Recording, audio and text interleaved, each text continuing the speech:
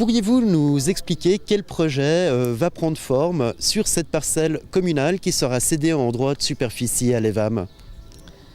Alors le but est de construire des logements, enfin un certain nombre de logements. Vous dire exactement combien maintenant, je ne peux pas vous le dire, mais des logements qui permettraient d'accueillir des personnes seules, des couples et des familles. Cette mixité sociale, c'est vraiment l'enseignement numéro 1 à Nyon et c'est ce que la municipalité défend auprès de l'EVAM. Oui, elle défend cette mixité parce que je pense que pour l'intégration des personnes dans le milieu de vie d'une ville comme Nyon, on n'a pas de quartier où vivent que des hommes seuls par exemple. Donc on pense que dans les quartiers, il y a cette mixité. Dans un nouvel immeuble que l'on construirait, se doit aussi d'avoir cette mixité. En 2013, vous aviez déjà eu un projet de construction d'immeubles au Tine pour accueillir des migrants.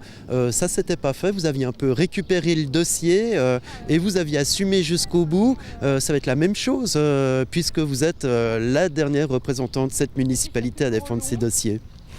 Oui, mais j'assume totalement. Moi, je pense qu'une ville comme Nyon se doit d'assumer son rôle de ville-centre, se doit d'assumer son rôle vis-à-vis des requérants du canton. Tous les districts accueillent un certain nombre de requérants. Nous, on est vraiment le district qui accueillons le moins de requérants, que ce soit Nyon ou les communes environnantes.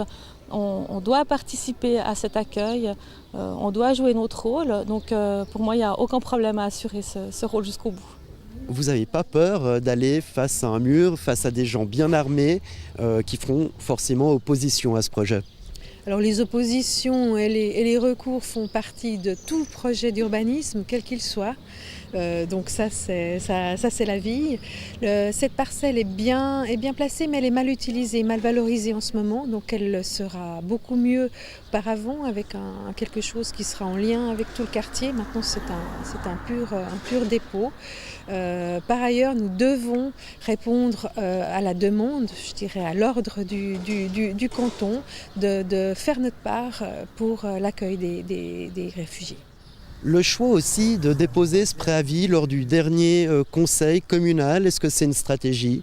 Non, pas du tout. Le projet est mûr, il faut le lancer.